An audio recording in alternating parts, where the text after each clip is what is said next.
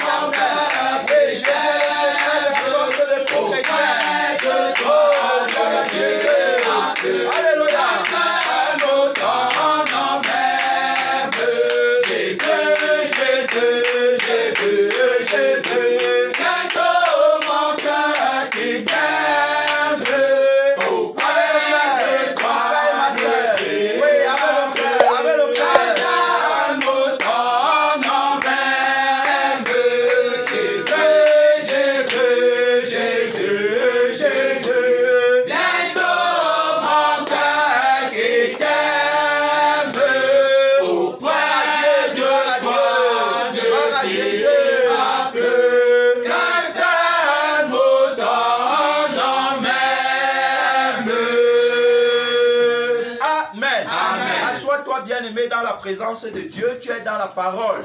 Tu es dans la parole vainqueur. Tu as la vie de la parole en toi, tu es fort. Le secret de la force pour rester vainqueur. Amen. Amen. Le secret pour avancer avec la force motrice. Le secret pour être constant.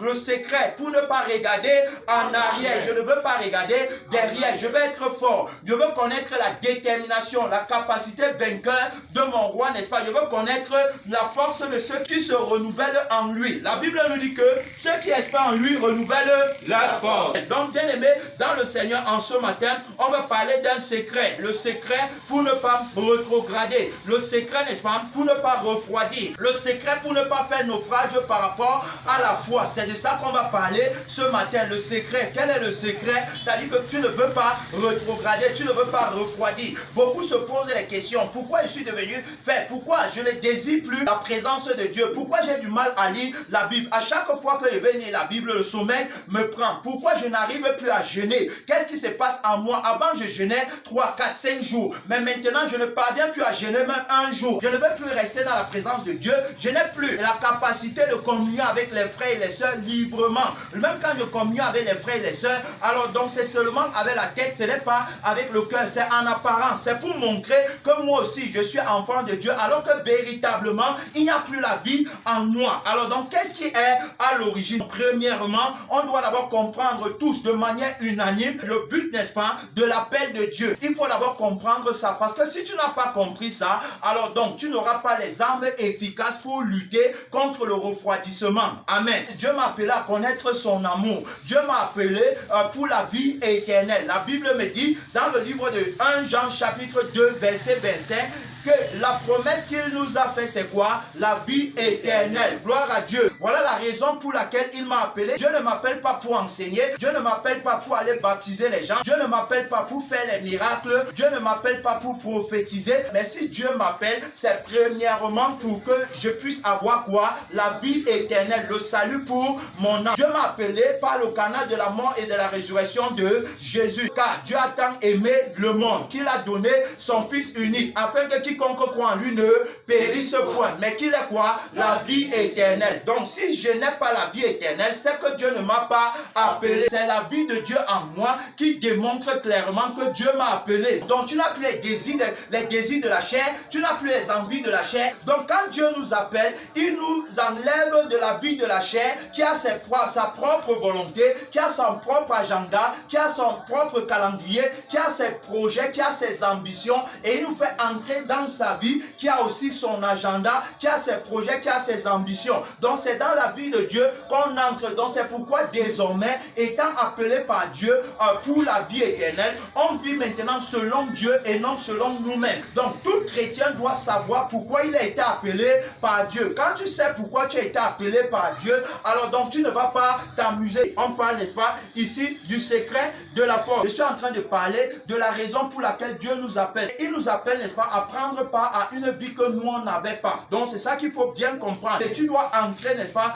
dans la vie que Dieu donne à ses enfants par le biais de la crucifixion de ta chair. Donc ta chair doit mourir. C'est quand ta chair est morte. C'est quand désormais tu ne prends plus plaisir aux œuvres de la chair, mais que tu prends plaisir, n'est-ce pas, à la volonté de Dieu, qu'on reconnaît que Dieu t'a appelé. Donc c'est pourquoi il dit cela dans le livre de 1 Pierre 2, 20. Il dit: en effet, quelle gloire y a-t-il à supporter de mauvais traitements pour avoir commis des fautes, tu vois? Donc il n'y a pas de gloire à supporter un mauvais traitement parce que tu es peut-être voleur, menteur, parce que tu as peut-être outragé quelqu'un. Alors donc parce que tu es dans le péché, il dit qu'il n'y a pas de gloire à cela. Mais maintenant il va dire que mais si vous supportez les souffrances, c'est-à-dire que Dieu nous appelle, n'est-ce pas, à prendre part aux souffrances de Christ. Et les souffrances de Christ passent par le brisement, ça passe par l'humiliation de la chair, ça passe par la crucifixion de la chair. Donc il dit aux souffrances. Il dit donc que, mais si vous supportez les souffrances, lorsque vous faites ce qui est bien, qu'est-ce qui est bien devant Dieu? Alors donc c'est lorsque tu acceptes, n'est-ce pas, la vérité de la parole qui te montre le vrai bien qui est le salut. Alors il dit que c'est quand tu acceptes ça, alors donc que maintenant, il dit quoi? Il dit que quand tu acceptes les souffrances là, c'est-à-dire que je souffre parce que je veux le salut, je souffre à cause du nom de Jésus, c'est-à-dire que je me suis identifié aux souffrances de Christ, parce que par les souffrances de Christ, alors donc j'ai la vie qui est parfaite et j'ai la vie éternelle.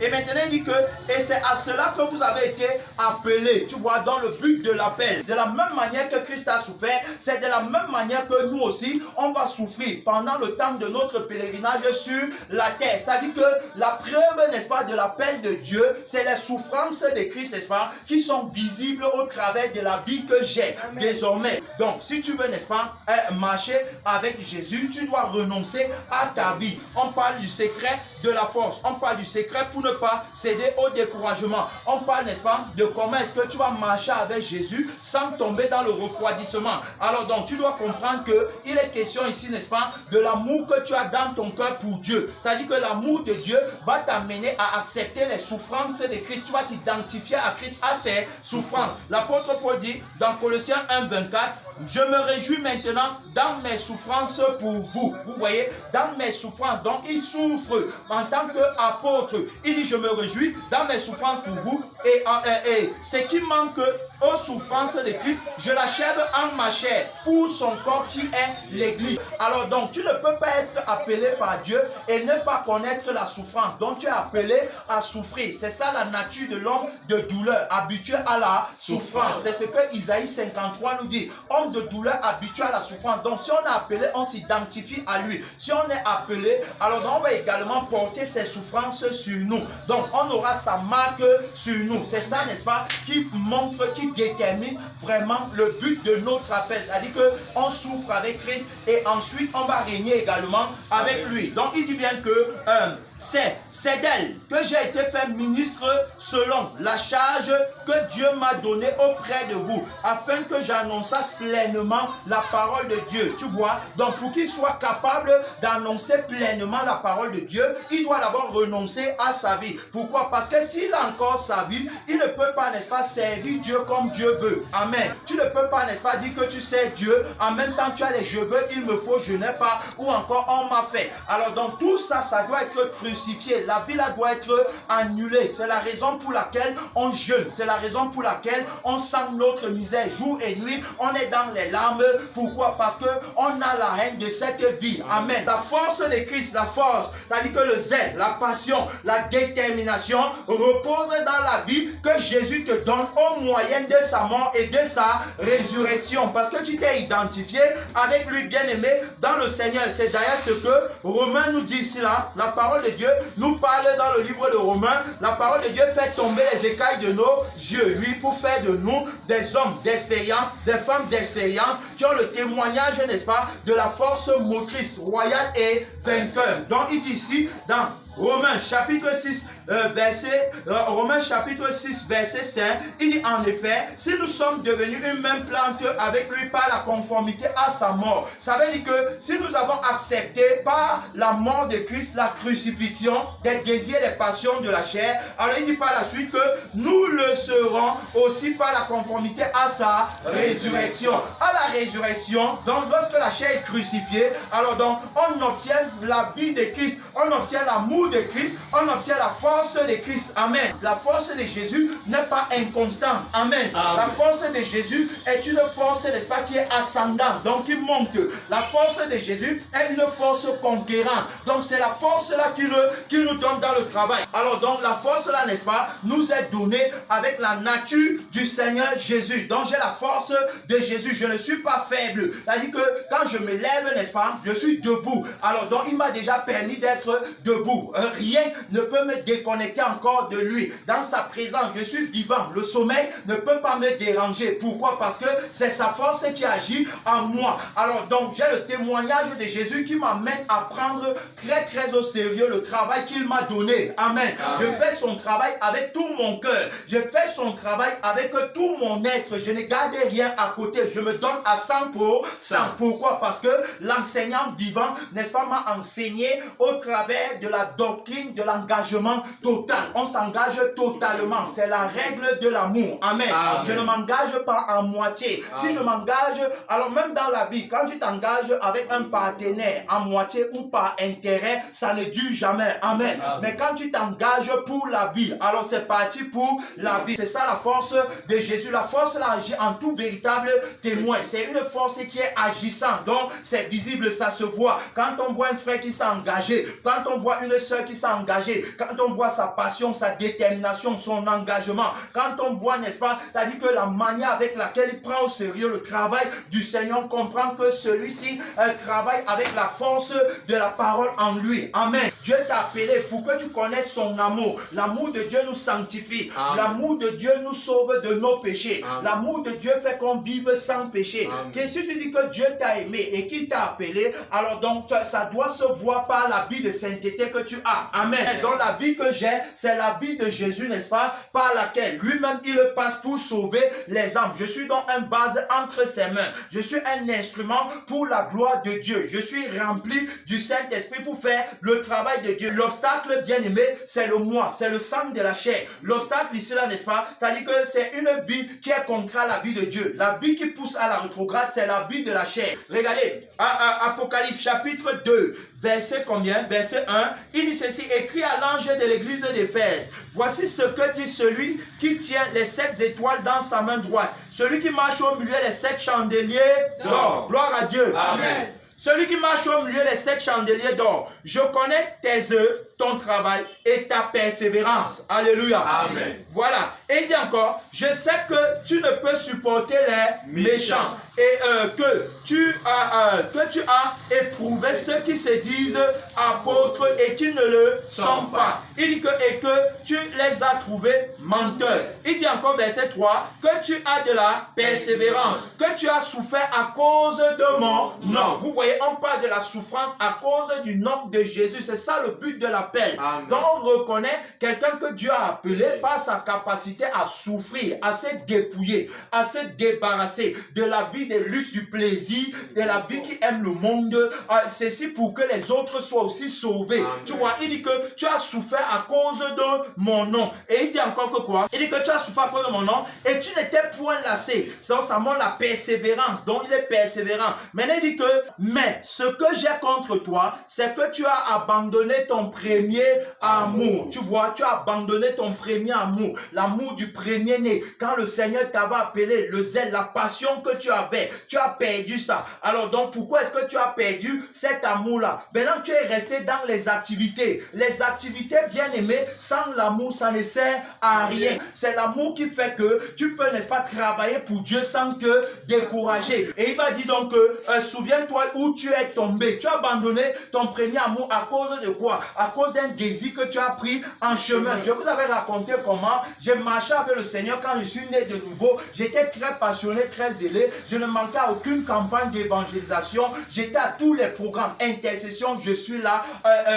Évangélisation, je suis là. Enseignement, je suis là. Culte hebdomadaire, je suis là. C'est-à-dire que je suis à tous les rendez-vous. Je veux seulement voir Jésus. Je veux seulement connaître Jésus. Je veux seulement marcher avec Jésus. Je ne veux plus rien savoir. Je n'avais pas eu conscience de ma nudité. Je n'avais plus conscience qu'il me manque ça ou autre chose. Je n'avais plus conscience que tel est méchant ou tel. Je n'avais plus conscience qu'on m'a fait ci ou ça.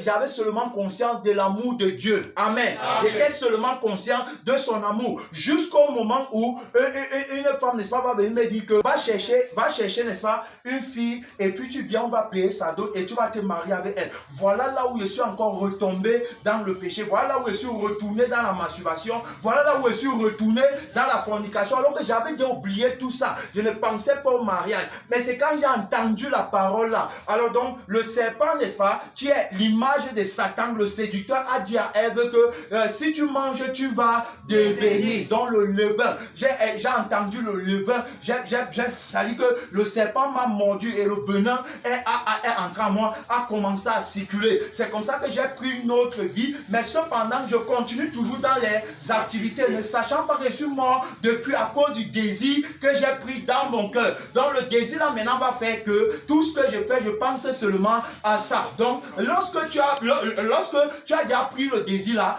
l'amour du premier en toi est tombé. Est-ce qu'on comprend? La place de Jésus a été occupée par un autre Dieu. Tu es devenu idolâtre. Maintenant, tu ne vis que pour le mariage. Maintenant, toutes les sœurs qui vont entrer à l'église à ce moment-là, je vais dire que non. Si elle est un peu bien comme je veux là, comme je convoite, alors donc les formes physiques et tout ça, je vais dire que non. Voici celle que Dieu a envoyée comme ma femme. Alors si demain, une autre entre encore à l'église qui est maintenant plus belle physiquement que celle-ci, je ne vais plus dire que c'est celle-ci, mais elle va dire que c'est celle-là. Alors donc voilà comment la vie là me manipule. Mais en même temps, je suis prêt à coucher avec celle-ci et je suis prêt à coucher avec celle-là. Alors donc quelle vie est entrée en moi? Vous voyez, bien aimé, c'est comme ça que ça a commencé à me refroidir. Désormais maintenant, j'ai deux maîtres que je veux servir. Je veux servir Dieu et je veux aussi servir le mariage. C'est-à-dire que je veux me marier. Donc le mariage devient une idole pour moi. C'est-à-dire qu'il est dans mon cœur, il faut absolument que je me marie. Je vais maintenant aller dans la parole de Dieu pour chercher, n'est-ce pas,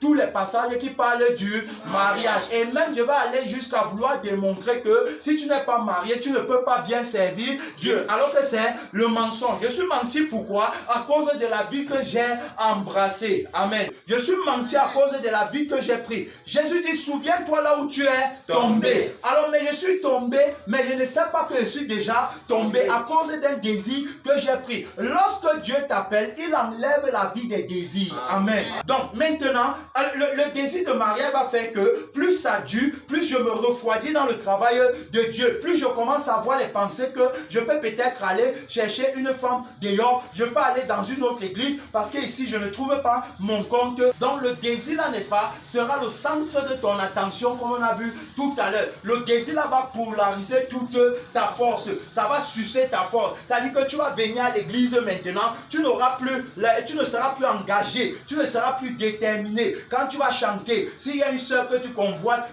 c'est-à-dire que tu ne pourras plus chanter librement parce que tu vas te dire que la soeur là me regarde. S'il y a un frère que tu convoites, tu vas dire que tu ne peux plus prier librement parce que le frère là te regarde. Tu vas essayer maintenant d'arranger ta voix. ça va altérer ta force, ça va sucer ta force, ça va te rendre faible. Tu ne seras plus productif. C'est-à-dire que quand tu as les désirs, quand ta chair vit, tu ne peux pas être productif. La parole ne peut pas fructifier en toi. Pourquoi? Parce que tu as un cœur, n'est-ce pas, qui est inquiet, un cœur qui a les soucis à cause des désirs, à cause de la convoitise et tout ça. Tu dois laisser les activités parce que quelque chose est déjà ancré dans ton cœur. Tu dois laisser les activités. Tu dois revenir à ton premier amour. Et ça passe par quoi? Ça passe par le jeûne.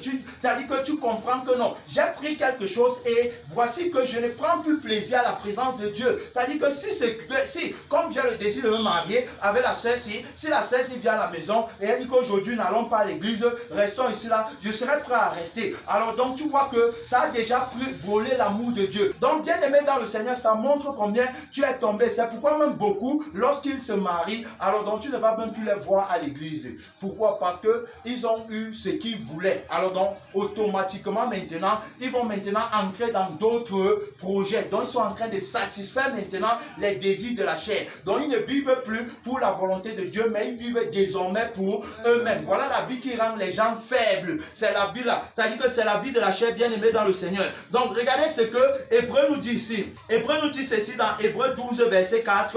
Vous n'avez pas encore résisté jusqu'au sang en luttant contre le péché. Résistez jusqu'à la mort de la vie de la chair. Je parle bien de comment faire pour rester fort, pour ne pas céder au découragement, pour ne pas céder à la rétrograde. Voici le secret bien aimé. C'est quoi? C'est que le sang de la chair doit complètement mourir. Tu vas dire que non. Est-ce qu'on ne peut pas servir Dieu et en même temps alors donc satisfaire les désirs de la chair, peut-être aller travailler, aller faire ci ou ça. Mais ce que tu ne connais pas, c'est que, n'est-ce pas, la chose que tu mets à côté de Dieu, c'est-à-dire que quand il te dit que non, je peux servir Dieu en faisant ci ou ça, la chose là va prendre la place de Dieu dans ton cœur. Ça, c'est ce que tu ne connais pas. Ça va prendre la place de Dieu dans ton cœur. Quand on parle d'une relation d'amour, on parle d'une relation d'amour à 100% et non à 90 ou à 50%. Non, on parle d'une relation d'amour à 100%. C'est dans le 100% qu'on va connaître la perfection, c'est-à-dire que engagement total. C'est là-bas qu'on va connaître, n'est-ce pas, la force de Dieu. Pour que Dieu, n'est-ce pas, te donne la force et la capacité de marcher jusqu'à arriver à destination, il faut que tu t'engages avec lui à 100%. La Bible dit que dans Tite 2, 11, que car la grâce de Dieu, source de salut pour tous les hommes, a été manifestée. Elle nous enseigne à renoncer à quoi? À l'impiété et aux convoitises mondaines, dans les convoitises de la chair, aux convoitises mondaines.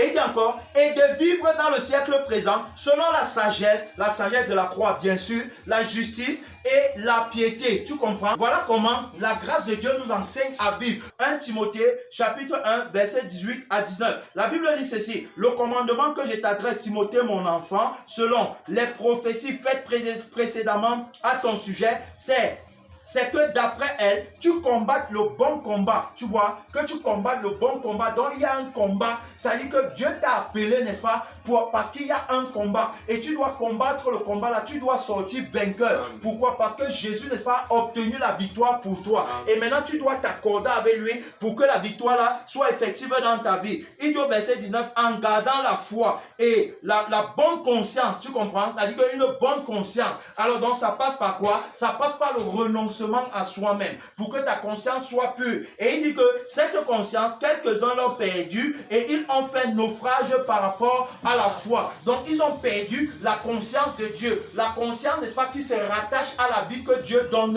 aux élus. Tu vois un peu, la conscience là fait que tu restes dans la force. C'est-à-dire que tu prêches avec la conscience là, tu fais tout avec la conscience là. Donc tu ne veux pas perdre cette conscience là. Donc c'est la conscience du Créateur qui t'a été donnée. C'est cette conscience qui te garde du péché et de la désobéissance. Il dit que beaucoup l'ont perdu et ont fait naufrage par rapport à la foi. Donc quand quelqu'un rétrograde, c'est parce qu'il a perdu la conscience qui lui a été donnée au départ, quand il a reçu la vie de Dieu en lui. Donc en perdant cette conscience, alors donc il va commencer à refroidir. Donc il n'est plus conscient par rapport à son éternité. Il n'a plus la réalité là. Donc il n'a plus la réalité de la crainte de Dieu. Il n'a plus la réalité de l'amour de Dieu en lui, bien aimé dans le Seigneur. Alors donc, c'est pour ça que la Bible dit que cette conscience, quelques-uns l'ont perdue et ont fait naufrage par rapport à quoi? À la foi. 1 Timothée chapitre 6 verset 7, car nous n'avons rien apporté dans le monde et il est évident que nous n'en pouvons rien emporter. Si donc nous avons la nourriture et le vêtement, cela nous suffira. Est-ce que tu comprends? Cela nous suffira. Si tu as la nourriture et le vêtement, donc tout ce que j'ai besoin pour ma consécration, c'est la nourriture et le vêtement. Alors c'est Dieu qui a dit ça, qui lui-même pourvoira à cela. Il dit que seulement la nourriture et le vêtement, je n'ai besoin de rien d'autre. Maintenant, regardez, il va dire que mais ceux qui veulent s'enrichir tombent dans quoi? Tombent dans la tentation, dans le piège et dans beaucoup de désirs insensés et pernicieux qui plongent les hommes dans la ruine et la perdition. Regardez ce qu'il va dire. Il va dire ceci. Mais ceux qui veulent s'enrichir tombent dans la tentation, dans le piège et dans beaucoup de désirs insensés et pernicieux qui plongent les hommes dans la ruine et la perdition. Car l'amour de l'argent est une racine de tous les maux. Tu vois, la source de tous tes problèmes, c'est l'amour de l'argent. C'est la vie que tu veux gagner. Voilà ce qui fait que tu rétrogrades. Voilà ce qui fait que tu deviens faible. Voilà ce qui fait que tu deviens monotone. Parce que tu veux gagner ta vie. Quiconque veut gagner sa vie, la perdra. Tu vois, regardez maintenant ce qui va dire au verset 11.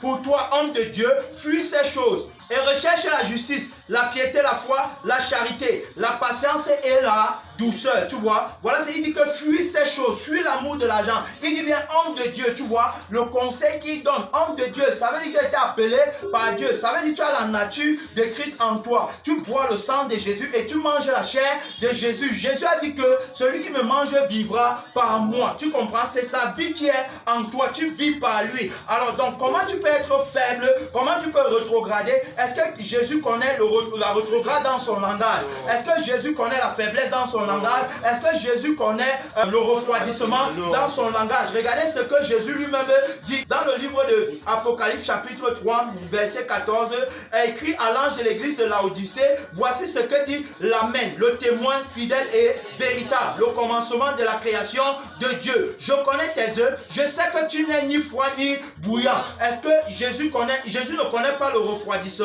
Mais maintenant il va dire à une église ici, à un frère ici, à une soeur ici, à un pasteur ici, qui ne connaît pas la nature de Christ parce qu'il a choisi de gagner sa vie dans le monde, que Jésus va lui dire, puisses-tu être froid ou bouillant ainsi, parce que tu es tiers et que tu n'es ni froid ni bouillant, je te vomirai de ma bouche. En Christ, on ne connaît pas le refroidissement. En Christ, on n'est pas tiers, on n'est pas monotone, on n'est pas lourd, on n'est pas sommeilleux. Pourquoi? Parce que la vie qui est en nous, c'est la vie de Jésus qui est fort. Amen. C'est la vie de Jésus, c'est la vie du vivant, de celui qui vit éternellement. Il dit, j'étais mort et je suis revenu à la vie. Il est la parole de Dieu qui est à l'œuvre depuis la fondation du monde. Et il sera à l'œuvre jusqu'à la fin du monde. Tu dois donc comprendre que le refroidissement, la rétrograde, c'est à cause, n'est-ce pas, de ton propre sang que tu bois. Donc, c'est-à-dire de ta vie que tu aimes. Parce que boire le sang, c'est aimer la vie qui est dans le sang là. Regardez ce que la Bible va nous recommander.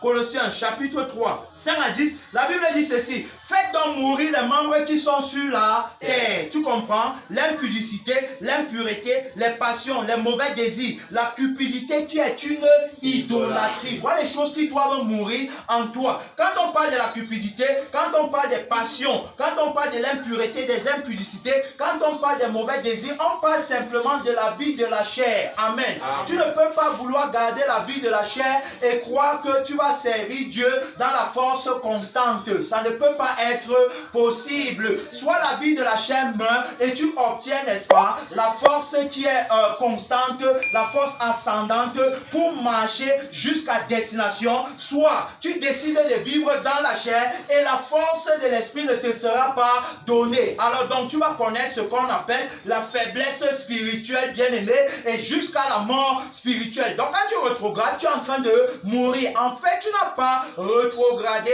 au moment où tu sens la faiblesse à agir en toi au moment où tu sens le découragement dans le travail de Dieu, mais tu es mort dans la rétrograde au moment où tu as pris un désir qui n'avait rien à voir avec l'esprit, mais qui avait tout à voir avec la chair qui veut gagner dans le monde. C'est pourquoi il dit que souviens-toi d'où tu es tombé. Donc Colossiens 3 nous dit ici que faites mourir tout ça. Il dit que c'est à cause de ces choses que la colère de Dieu vient sur les fils de la rébellion. Tu vois, la vie de la chair, c'est une vie qui est rebelle contre Dieu. Dieu ne peut donc pas donner la force à une vie qui lutte contre lui. Amen. Donc quand toi tu prends plaisir à la vie de la chair, à la vie du divertissement, de la distraction, tu ne peux pas être fort dans le Seigneur.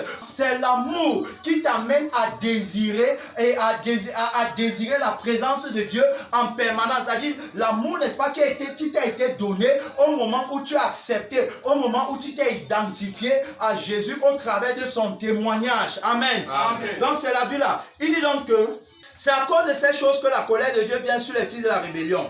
Et il dit parmi lesquels vous marchiez autrefois. Donc c'est ce qu'on était hier. Mais aujourd'hui, ce n'est plus ce que nous sommes. Et il dit que maintenant, renoncez. Il dit que vous marchez lorsque vous viviez encore dans ces péchés. Mais il dit, mais maintenant, renoncez à toutes ces choses, à la colère, à l'animosité, à la méchanceté, à la calomnie, aux paroles déshonnêtes qui pourraient sortir de votre bouche. Ne mentez pas les uns aux autres, vous étant dépouillés du vieil homme et de ses œuvres. Amen. Gloire à Dieu. Amen. Tu t'es dépouillé du vieil homme. La vie de la chair, c'est la vie du vieil homme. Tu t'es dépouillé de cette vie et maintenant tu es dans la vie de l'homme nouveau. Amen. Amen. Alors il dit que tu t'es dépouillé du vieil homme. Et il dit, ayant revêtu l'homme nouveau qui se renouvelle dans la connaissance selon l'image de celui qui l'a créé. Donc, l'homme nouveau se renouvelle dans la connaissance, n'est-ce pas, de Christ, au moyen du sang et de l'esprit de Christ en lui. Donc, c'est comme ça que c'est la vie là, n'est-ce pas, grandit en lui. Alors, plus la vie là grandit, plus la connaissance grandit, plus la révélation grandit, plus la force grandit. Alors, tout ça, donc c'est dans la vie, c'est un problème de vie. Il dit encore ici là, non, oui, je m'arrête au verset 10. Alors donc, ayant revêtu l'homme nouveau, on poursuit bien aimé dans le Seigneur, Philippiens 2, 19 à 21. J'espère dans le Seigneur Jésus vous envoyer bientôt Timothée afin d'être encouragé moi-même en apprenant ce qui vous concerne. Tu vois, donc c'est-à-dire que lui, il veut, n'est-ce pas, apprendre les bonnes nouvelles, savoir que tu grandis dans le Seigneur, savoir que tu es zélé, passionné, savoir que tu avances vers le ciel, savoir que tu as la réalité de l'éternité, que tu es un homme mature, une femme mature qui ne joue pas avec son âme et qui a beaucoup d'amour pour le Seigneur Jésus qui est son sauveur. Alors donc il dit qu'il va l'envoyer. Et maintenant il dit que car je n'ai personne ici qui partage mes sentiments pour prendre sincèrement à cœur votre situation. Tu vois un peu? Donc ça c'est la caractéristique d'une personne que Dieu a appelée. Ça c'est la caractéristique d'une personne qui a pris conscience de la réalité de l'éternité et qui ne travaille que pour que tout le monde aille au ciel. Il n'est pas là pour t'annoncer les choses de la terre parce que lui-même il n'est pas attaché aux choses de la terre. La preuve c'est qu'il dit que tous, n'est-ce pas, c'est-à-dire qu'il dit qu'il n'y a personne qui partage mes sentiments pour prendre sincèrement à cœur votre situation. Donc il ne peut pas lui-même prendre sincèrement à cœur la situation de son prochain s'il n'a pas renoncé à la vie, n'est-ce pas, qui veut gagner les choses de la terre. Regardez tout autour de nous. Alors donc qui peut se soucier de l'âme de son frère? Personne. Chacun veut gagner sa vie dans le monde. Et même aujourd'hui, ce sont, n'est-ce pas, les soi-disant leaders qui entraînent le peuple de Dieu à aller chercher l'argent au détriment du salut de leur âme. Tu vas voir, les frères ne sont pas sauvés. Tu vois, les sœurs ne sont pas sauvés. Jésus est en train de pleurer à cause de ces âmes qui va peut-être bientôt perdre. Mais toi, tu es à l'église pour organiser les séminaires, les conférences, afin de les apprendre comment faire pour épargner l'argent, comment faire pour gagner l'argent, bien aimé, au détriment, n'est-ce pas, de celui qui est mort à la croix pour que eux ils soient sauvés. Tu comprends? C'est pourquoi l'apôtre Paul dit qu'il n'y a personne. Je n'ai personne ici qui partage mes sentiments. Il a les sentiments de Jésus. Et en vous les sentiments qui étaient en Jésus-Christ. Ces sentiments ont fait qu'il meurt pour nous à la croix. Pour que nous on soit sauvés. Alors il dit, ils n'ont pas mes sentiments. Ils ne partagent pas mes sentiments. Pour prendre sincèrement à votre situation. Quelqu'un, n'est-ce pas, qui a le zèle, la passion, la détermination. C'est quelqu'un qui fait le travail de Dieu avec son cœur. Le chrétien travaille pour Dieu avec son cœur. Il aime son prochain. Il prend le temps, n'est-ce pas, pour lui expliquer le chemin qu'il doit prendre pour arriver au ciel. Il a dit qu'il ne traite pas une âme avec négligence et désinvolture. Pourquoi? Parce qu'il sait que ça peut être la dernière fois que cette personne écoute la parole de Dieu. Donc il prend tout le temps. Même s'il avait un rendez-vous, même s'il avait une réunion, même s'il avait n'importe quoi, il annule tout ça seulement pour une seule âme. C'est pourquoi, alors il dit que tous en effet cherchent leurs propres intérêts et non ceux de Christ. Amen. Amen. Ils cherchent leurs propres intérêts et non ceux de Christ. Vous voyez alors? Donc ce ne sont pas les intérêts de Christ. Tu vois, la preuve que Dieu ne les a pas appelés. Parce que si Dieu m'avait appelé, comment je recherche mes propres intérêts et non ceux de Dieu que je prétends dit qu'il m'a appelé. Si Dieu m'a appelé, ce sont les intérêts de Dieu que je vais rechercher et non mes propres intérêts. Parce que l'amour ne recherche pas son intérêt. Alors, dans l'apôtre Paul démontre bien aimé. Alors, on voit par là, n'est-ce pas, le cœur d'un serviteur qui est attaché à son maître. Le serviteur accompli sera comme son maître. L'intérêt de son maître sera aussi son intérêt. Il va rechercher la gloire de son maître. Il se réjouit avec son maître quand les âmes sont sauvées et il pleure avec son maître quand les âmes se perdent pour aller dans le feu éternel. Alors donc on continue, tu vois, maintenant dans Philippiens 3, j'ai lu ça, Philippiens 3, 7 à 8, il dit que ces choses qui étaient pour moi comme des gains, tu comprends, c'est parce que j'ai reçu l'amour de Dieu dans mon cœur, qui a combattu l'amour pour l'argent et pour le matériel, pour les choses de ce bas monde. Alors l'amour là a vaincu, donc désormais je n'ai plus de considération pour le monde et ses choses. Désormais je n'ai de considération que pour Jésus, n'est-ce pas? Je veux connaître l'auteur, n'est-ce pas, l'artisan de notre salut. Et parce que plus je le connais, plus je le sers mieux. Amen. C'est pourquoi je veux le connaître pour mieux le servir, pour faire sa volonté. Donc il dit que ces choses ne les considère plus. Il les regarde comme de la boue afin de gagner Christ. Quelqu'un qui est appelé par Dieu, quelqu'un qui est zélé. Et tu as vu le zèle de Paul, tu as vu sa force. Il dit qu'il prêche la parole avec hardiesse. Si j'annonce l'évangile, ce n'est pas pour moi un sujet de gloire, car la nécessité m'en est imposée. Et malheur à moi si je n'annonce pas l'évangile. Et il va même, bien aimé dans le Seigneur, dit à Actes des Apôtres que il t'a dit qu'il ne fait aucun cas de lui-même pourvu qu'il accomplisse la mission qu'il a reçue du Seigneur Jésus. Et pour cela, donc, il va traiter durement son corps et il va le tenir assujetti. Oui, bien aimé, pas des désirs de la chair, pas de je veux, il me faut. Sinon, tu ne pourras pas t'accorder avec Jésus et tu ne seras pas déterminé avec la réalité, bien aimé, que Dieu, la réalité de Dieu, c'est-à-dire que la réalité du ciel, qui veut que toutes les âmes soient sauvées. Tu n'auras pas cette réalité dans ton cœur. Pourquoi? Parce que tu n'étais pas accordé avec lui. Éphésiens 4, 17. Voici donc ce que je dis, c'est que je déclare dans le Seigneur, c'est que vous ne devez plus marcher comme les païens qui marchent selon la vanité de leurs pensées. Tu vois, en tant qu'appelé, en tant qu'élu, en tant que crucifié, tu ne dois plus marcher comme les païens. Beaucoup disent que Dieu les a appelés, mais en même temps, ils aiment la vie du monde même plus que les païens. Alors, donc, tu vois, il dit que vous ne devez plus marcher. Il dit que vous ne devez plus marcher comme les païens qui marchent selon la vanité de leurs pensées. Tu vois, il dit qu'ils ont l'intelligence obscurcie. Ils sont étrangers à la vie de Dieu. Et il dit encore qu'à cause de l'ignorance qui est en eux, et il dit que à cause de l'endurcissement de leur cœur, tu vois, le cœur est endurci. Avec les je veux, il me faut, je n'ai pas tout ça, on m'a fait. Alors donc voilà comment ils sont endurcis. Ils sont incrédules. Ils n'ont aucune connaissance. La Bible dit que ayant perdu tout sentiment, ils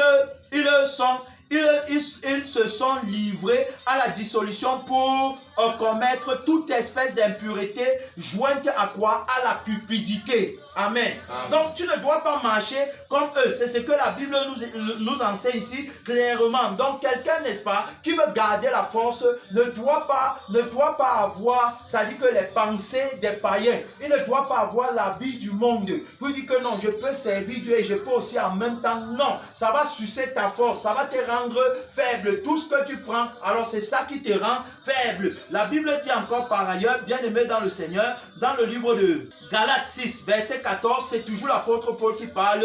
Galates 6, verset 14, regardez ce qu'il va dire. Il va dire ici, pour moi, pour ce qui me concerne, loin de moi la pensée de me glorifier d'une autre chose que de la croix de notre Seigneur Jésus-Christ. Tu vois, me glorifier la pensée d'une autre chose. Il a dit qu'ils marchent selon la vanité de leur pensée. Donc nous, n'est-ce pas, nous sommes armés de la pensée de la croix de Christ. C'est la pensée de la croix de Christ qui est la source de notre force. C'est-à-dire que c'est la vie de Christ, n'est-ce pas, qui porte la pensée de Christ, qui nous amène à demeurer fort. Quand tu vas voir un pasteur, un frère, une sœur qui demeure dans la constance, c'est parce qu'il a en lui la pensée de Christ, n'est-ce pas, qui a crucifié la chair. C'est-à-dire qu'il fait qu'il ne prend rien venant de la chair, il ne lui manque rien. Il n'a besoin de rien. Il ne prend pas l'approbation de la chair, il ne prend rien qui vient de la chair, soit qu'on l'approuve, soit qu'on le blâme. Alors donc pour lui, la vie n'est pas à l'extérieur, la vie est à l'intérieur.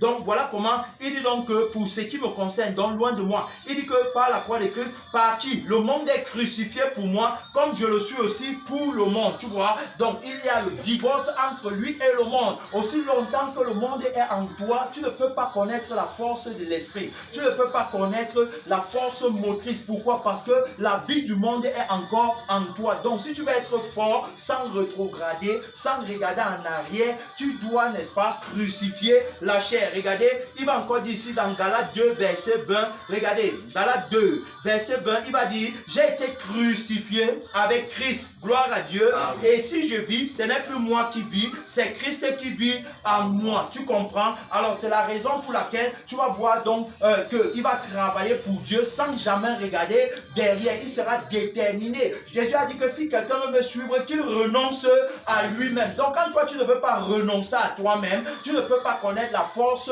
motrice. C'est-à-dire que la force qui conduit l'église, la force qui conduit, n'est-ce pas, les bien-aimés de Dieu. C'est Jésus qui est cette force-là. Et Jésus ne se mélange pas. Alors Paul va bénéficier de la grâce de Dieu à cause, n'est-ce pas, de cette vie qu'il a obtenue en remplacement de sa vie à lui. Et il a bien dit que quoi? C'est à quoi je travaille en combattant par sa force qui agit puissamment en moi. Donc s'il n'est pas crucifié avec Christ, la force de Christ ne peut pas l'animer. La force de Christ ne peut pas l'habiter. C'est parce qu'il est crucifié. C'est parce qu'il n'a aucun désir, aucune envie. C'est parce qu'il n'a pas, c'est-à-dire que tout ce qui travaille dans la chair, il n'a plus ça parce que sa chair est comment? Crucifiée, annulée, définitivement.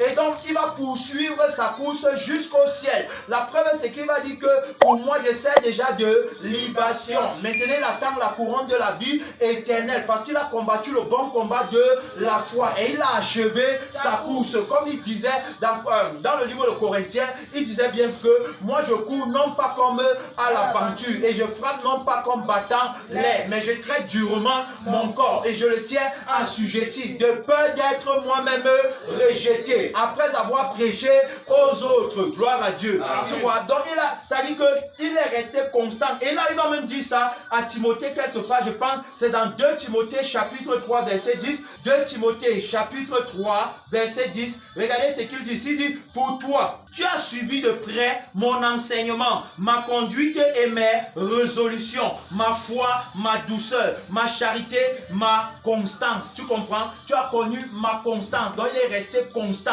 Tu vois, on parle de la force constante. C'est-à-dire que pour un vrai leader, pour un vrai frère, pour une vraie sœur, tu vas reconnaître pas sa force qui monte. C'est-à-dire que de jour en jour, il grandit, ne rétrograde pas. Ce n'est pas que tu le laisses, quand tu reviens peut-être après 1 ou 2 ans, tu viens trouver que au lieu de grandir, il est plutôt devenu un mondeur. C'est-à-dire que tu le laisses, quand tu reviens, tu vois qu'il a déjà rétrogradé depuis longtemps. Tu comprends? Ce n'est pas la qualité là. On parle des personnes qui, même après 10 ans, quand tu vas revenir, sa force aura centuplé. Gloire à Dieu. Amen. On parle des personnes, quand tu vas revenir, même après 1000 ans, alors donc ils auront déjà la nature parfaite et complète. C'est-à-dire que la plénitude de la vie de Christ en eux. Amen. Alors donc, bien aimé, nous comprenons parfaitement que le secret c'est quoi? C'est la crucifixion. Matthieu 16, 24, 25 dit que si quelqu'un veut venir après moi, qu'il renonce à lui-même. Donc, si tu veux connaître la force de Jésus, si tu veux connaître le zèle, la passion, l'engagement, si tu veux connaître, n'est-ce pas, la constance,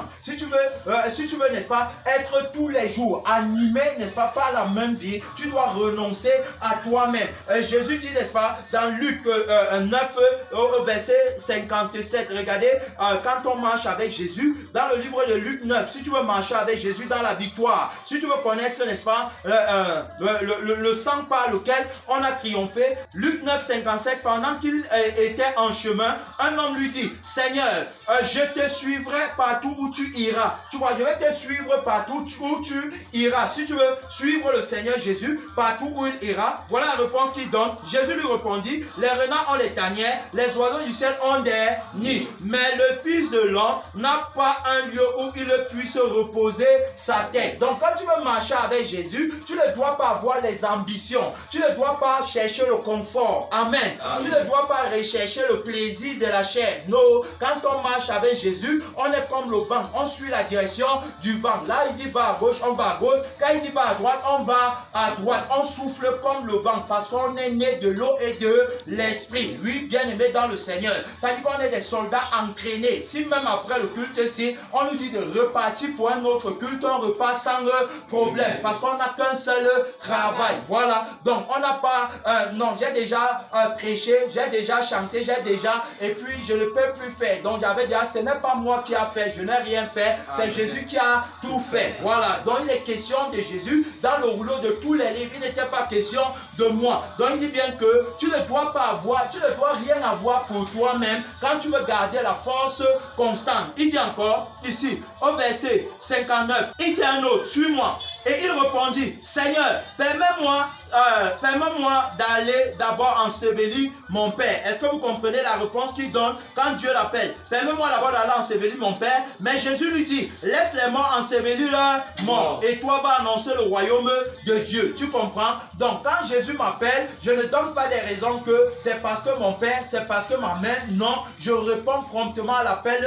de Dieu. Parce que mon père et ma mère, je les ai recommandés à Dieu depuis longtemps. J'ai perdu la vie là. Jésus a dit, si quelqu'un aime son père, sa mère, ses frères, ses soeurs, ses enfants, ses soeurs, et même sa propre vie, il ne peut pas être mon disciple. Alors donc j'ai tout perdu au profit de Jésus. C'est-à-dire que tout ce que j'ai perdu, que ce soit ma famille, mon travail, que ce soit ma maison et tous mes avantages, c'était pour que Jésus gagne. C'était au nom de Jésus que j'avais tout perdu. Est-ce qu'on comprend? Parce que tant que ce n'est pas comme ça, la force ne se sera pas donnée pour l'accomplissement de la volonté de Dieu, non seulement dans ta vie, mais également dans la vie de ton prochain. Donc tu dois renoncer à toi-même pour que Dieu puisse faire son travail au travers de toi. C'est pourquoi on ne peut obéir à Dieu qu'à partir, n'est-ce pas, de la vie de Jésus-Christ en nous, que de la vie de Jésus en nous. C'est-à-dire que la vie qui est dans son sang et la vie qui est dans son esprit. Parce que Jésus a dit, celui qui me mange vivra par moi. Et il a encore dit, ma nourriture est de faire la volonté de celui qui m'a envoyé.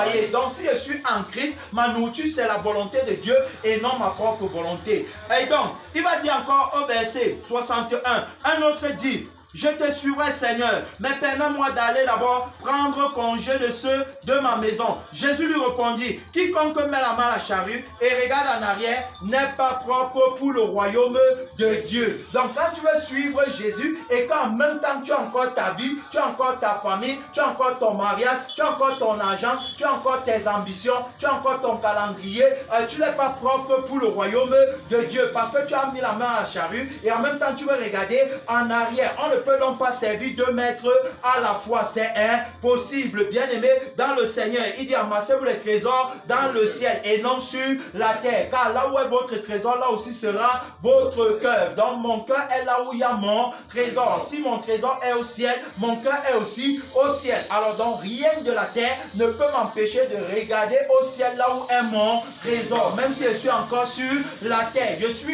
suis dans le monde, mais je ne suis pas du monde. Je suis de passage dans le monde. Je suis un pèlerin voyageur. Pour le voyage, je n'ai pas besoin d'encombrement, seulement de la nourriture et du vêtement. C'est comme quelqu'un qui voyage d'une destination à une autre et qui va faire escale quelque part. Alors donc, est-ce que quand il arrive au lieu de l'escale, où il va faire la correspondance ou le transit, est-ce qu'il va s'arrêter là-bas pour chercher à acheter les maisons et les voitures, se marier et tout ça? Non. Pourquoi? Parce qu'il n'est pas arrivé à destination. Mais là-bas, au pays de l'escale, il aura besoin de quoi? De la nourriture et quelque chose à boire. Est-ce que ce n'est pas ça? Alors donc, après ça, il va reprendre son vol ou le prochain vol pour aller à destination. Donc, nous, dans le monde, nous ne sommes pas du monde, nous sommes de passage dans le monde. Alors donc, c'est quand on va arriver au pays de notre héritage qu'on va jouir de toutes les bénédictions qui étaient attachées à notre salut. Amen. Alors donc, bien aimé, je crois que tu as très bien compris. Voilà donc j'ai lu les passages. Et tu peux même voir ici pour chuter.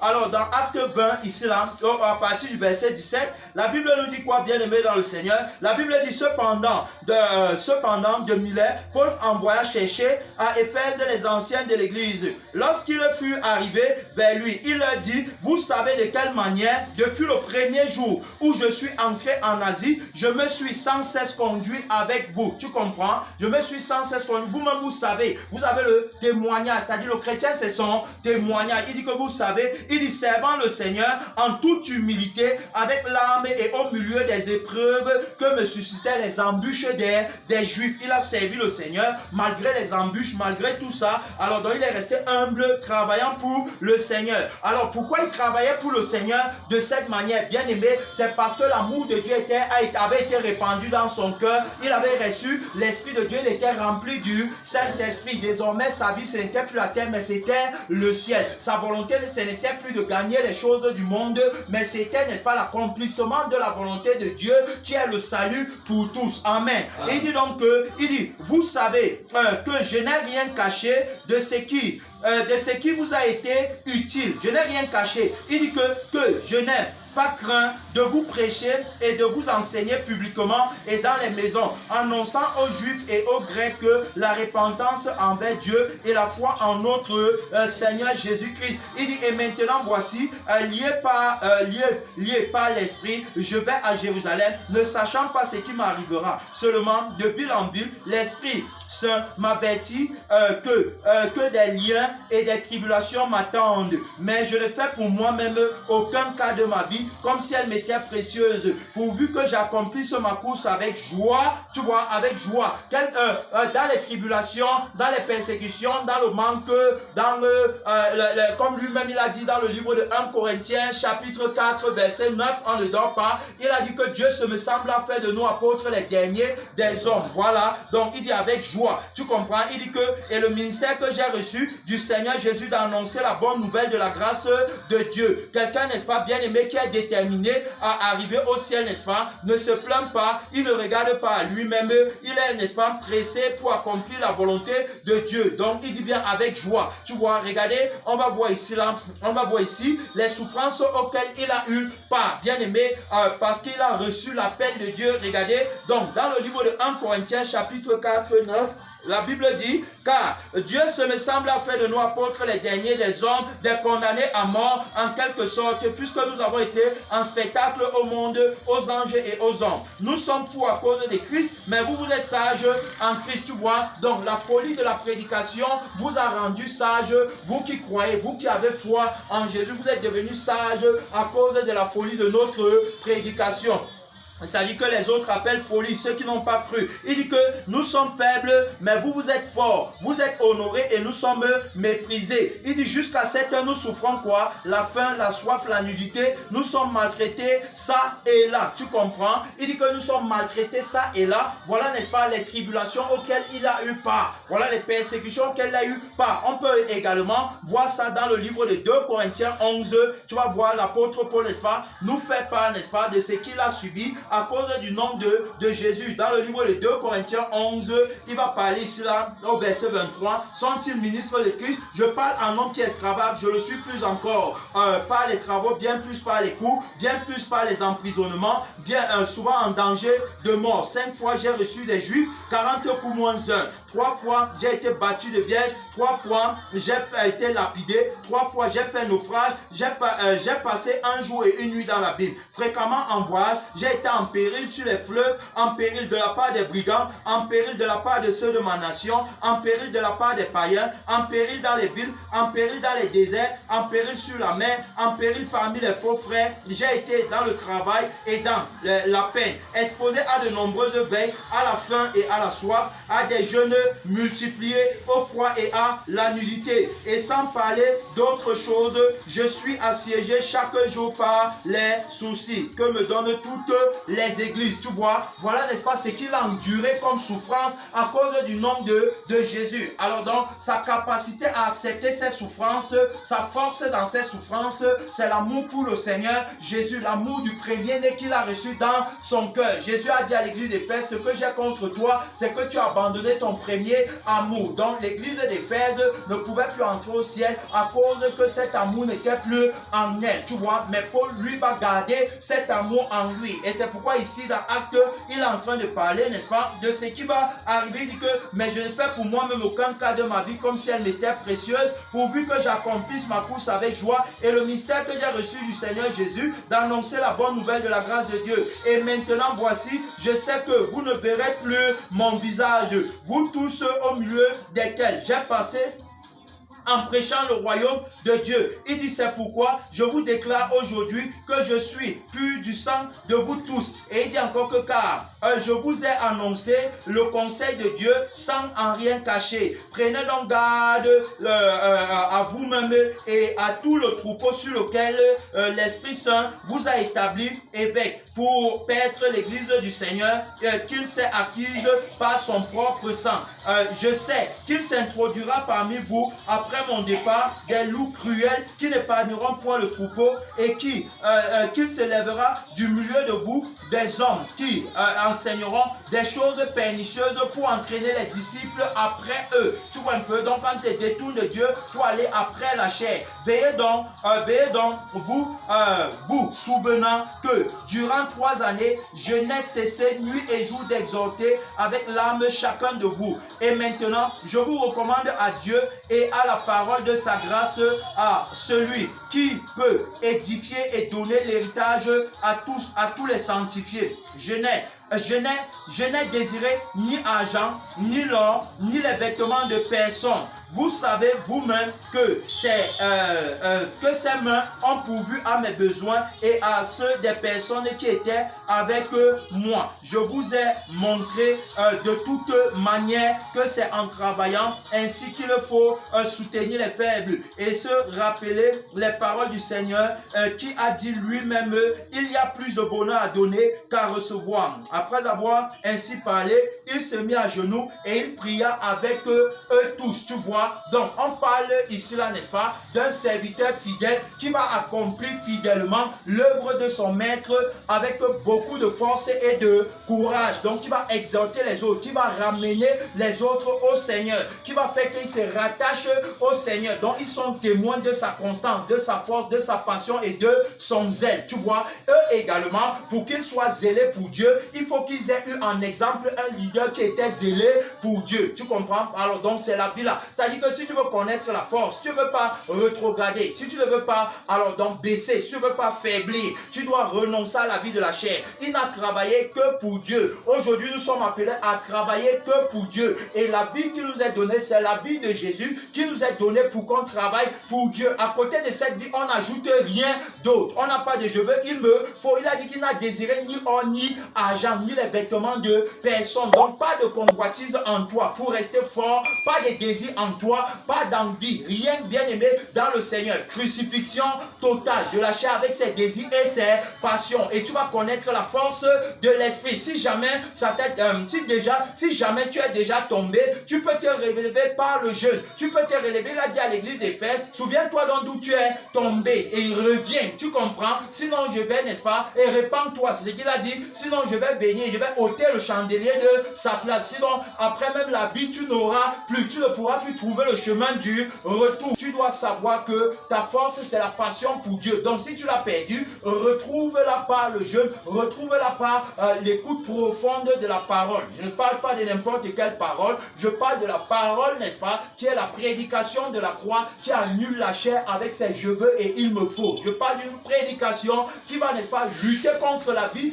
que tu as et que tu aimes. Donc tu vas lutter contre elle. Alors donc pour t'affranchir, quand Jésus vient, n'est-ce pas, pour nous rendre vivants et forts, il annule d'abord notre vie. Amen. Amen. Donc c'est la vie là qu'il doit annuler. Donc tu dois entrer dans le jeûne, tu dois écouter la parole, tu dois supplier le Seigneur et au bout d'un moment, tu vas voir la vie revenir en toi, tu vas voir la flamme se rallumer. Je parle à partir d'une expérience personnelle, c'est-à-dire qu'on ne peut pas revenir, n'est-ce pas, à Dieu sans renoncer à la vie qui nous a fait tomber. Amen. On ne peut pas revenir à la passion pour Christ sans s'accorder avec lui par la crucifixion, c'est-à-dire que la crucifixion, moyen par lequel notre vie, la vie que les démons contrôlent, meurt et par la résurrection, moyen par lequel on entre dans la vie que le Saint-Esprit contrôle. Bien-aimé dans le Seigneur, tu vas te lever pour parler à Dieu et tu vas remercier le Seigneur Jésus pour la grâce et le privilège qui nous a été accordé en ce matin. Oui, mon frère, ma soeur, puis parle à Dieu, parle à Dieu, parle à Dieu, parle à Dieu. C'est une minute seulement de prière. C'est seulement une minute de prière. C'est seulement une minute de prière. Ce n'est pas la récitation. Parle à Dieu, bien-aimé. Oui, l'appel qu'il t'a adressé, c'est l'appel à connaître son amour et à obtenir la vie éternelle. Dieu nous a appelés pour la vie éternelle et non pour nous donner les titres et non pour nous élever dans la chair. Oui, il ne nous a pas appelés pour qu'on fasse les miracles, pour qu'on prophétise, pour qu'on se glorifie de quoi que ce soit. Il n'est pas question, bien aimé, de la main de l'homme dans l'œuvre de Dieu. Il n'est pas question de nous, mais il est question de Jésus dans le rouleau de tous les livres. Chaque fois, appelle-le. Appelle-le. Jésus est capable de te donner le zèle, la passion. Jésus est capable de remplir ton cœur d'amour pour lui, de remplir ton cœur de compassion pour les hommes. Parle à Dieu, mon frère, ma soeur. L'apôtre Paul a dit que je cours non pas comme à l'aventure, je frappe non pas comme battant l'air, mais je traite durement mon corps et je le tiens assujetti. Ne pas être rejeté moi-même après avoir péché aux autres. C'est le secret de la force, c'est le secret bien aimé. Le secret, c'est la consécration. Vive la croix de notre Seigneur Jésus. Béni sois-tu, roi de gloire, toi qui vis et qui règnes éternellement, au nom de Jésus.